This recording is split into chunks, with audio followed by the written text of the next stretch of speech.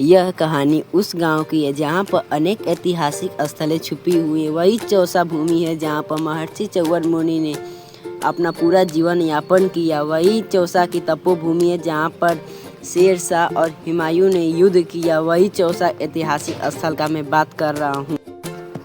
यह आश्रम कोई आम आश्रम नहीं, यह महर्षि च्यवन मुनि आश्रम महादेवा घाट चौसा कटघरवा का है, जहाँ पर महर्षि च्यवन मुनि ने चंपरास का आविष्कार किया था और यहीं पर अपना जीवन पूरा त्याग दिया था। यही उनकी वह शानदार कुटी।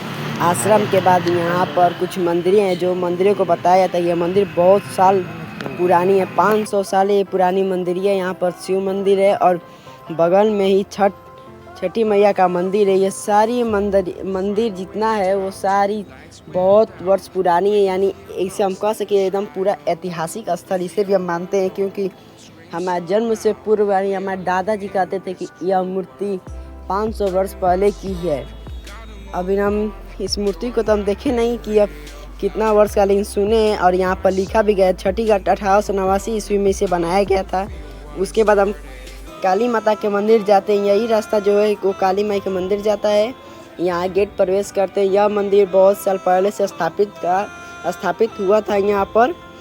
उसके बाद हम यहाँ पर नई मूर्तियाँ बनाते हैं। मूर्ति काली माँ का मूर्ति जो है वो ब्लू गेट के अंदर था। यह मूर्ति भी बहुत प्राचीन सब। हम उस मंदिर के बाद चौसा युद्ध स्थल जाने लगते हैं। यह चौसा युद्ध स्थल को दर्शाता है कि चौसा युद्ध स्थल पश्चिम की दिशा में है। हम उसी दिशा में हम चल देते हैं। उसके बाद कुछ ही क्षण में हमारा मंजिल आ जाता है, यानी शेरशाह सूरी का गढ़ आ गया। यह उनका मेन द्वार है। यह प्राचीन समय में नहीं था, इसे 2024 में बनाया गया और इसका मेन द्वार यही बनाया गया। अंदर प्रवेश करने के बाद हम यहाँ पर 2 टिकट घर था। यहाँ पर हम दिखा दे, दोनों घर में हमें टिकट कट नहीं रहा था। इसका हम भरपूर फायदा उठाए और अंदर प्रवेश किए और यहाँ पर सारी चीज़ें देखने लगे कि यहाँ पर किस चीज़ का प्रयोग किया गया है और इसकी क्या खासियत होगी, जो चारों ओर से लोग इसको देखने के लिए आते हैं। हम इसकी पूरा निरीक्षण करते हुए आगे बढ़ते हैं और आपको दिखाने का कोशिश। उसके बाद हम आगे बढ़ते जाते हैं और चारों तरफ हम देखते हैं। इस साइड तो दीवार था, इस साइड हम नहीं देखते हैं, लेकिन इस साइड हम देखते हैं इधर थोड़ा पेड़ और घास खरपतवार कुछ यहाँ पर लगे हुए थे। दोस्तों, हम यहाँ पर खड़ा होकर आप लोग को कुछ बेसिक जानकारी देने का कोशिश करते हैं। यहीं पर शेरशाह और हुमायूं के बीच युद्ध हुआ था, जिसमें शेरशाह विजय हुए थे। उस दिन का डेट था 25 जून 1539 ईस्वी। उसके बाद जब हुमायूं हारने लगा तो इधर से ही गंगा नदी में छलांग मारा, जिसमें गंगा नदी में से उसे निजामुद्दीन भिश्ती ने, जो चौसा का मूल निवासी था, उसने उसे बचाया और दिल्ली का एक दिन के लिए राजा बना। उस हुमायूं ने उसे एक दिन के लिए राजा बनाया और उसी सिक्का का प्रचलन किया। उसी निजामुद्दीन भिश्ती ने एक इतिहास बनाया।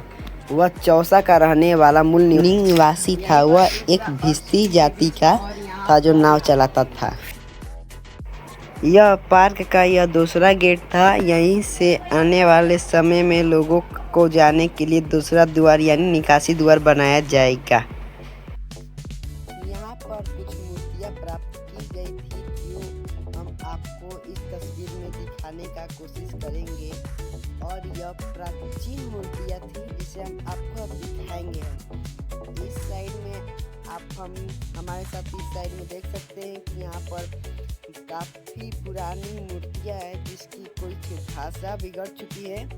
उसके बाद यह हमें यह दर्शाती है कि यह विरासत बहुत ही प्राचीन है, जिससे हमारा गांव चौसा एक और बलशाली ऐतिहासिक जमी बनता है। यहीं पर शेरशाह और हुमायूं के युद्ध करने के बाद यहाँ पर हीरे जवाहरात और प्रकार की मूर्तियाँ जो पटना संग्रहालय और बक्सर के संग्रहालय में सजा कर रखी गई है, वही शेरशाह सूरी ने यहीं पर हुमायूं को हराकर। और यहाँ पर चौसा की लड़ाई के बारे में कुछ बेसिक जानकारियाँ दी गई हैं। आप इसे कैमरा के माध्यम से साफ साफ देख सकते हैं। यहाँ पर लिखा गया है कि 25 जून 1539 में शेर